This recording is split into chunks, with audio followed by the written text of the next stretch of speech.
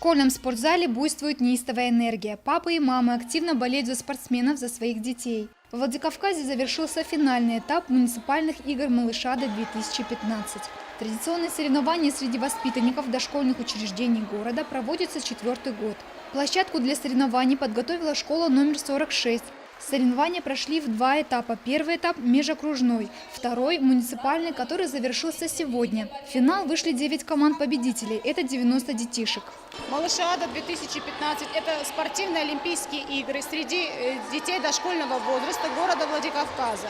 Она проводится уже в 4-й год по инициативе главы администрации местного самоуправления Дзантьева Сергея Шамильевича.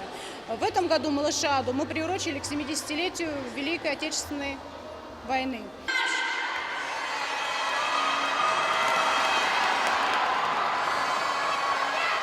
Каждый детский сад подготовил свою олимпийскую сборную, в которую вошли 10 воспитанников, 5 мальчиков и 5 девочек старшей подготовительной группы. Ребятам предстояло преодолеть 8 эстафет. На соревнованиях были представлены девиз, табличка и эмблема. Маленькая Вика Халиева – капитан команды детсада номер 84. Она уже во 2-й раз принимает участие в Малышаде-2015.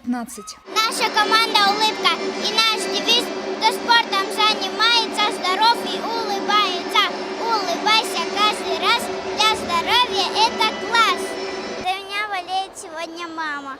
В перерывах между конкурсами для дошколят пели песни и танцевали.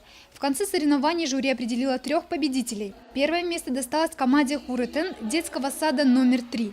Второе – у детсада номер 107. Бронза по праву досталась детскому саду номер 96. Вне зависимости от результатов, все ребята остались довольны играми. Сформулировать у детей представление об Олимпийских играх как о мирном соревновании с целью совершенствования людей – это основная и главная цель для организаторов Малышады. Зраса Багаева, Олег Рамонов, Осетия ТВ.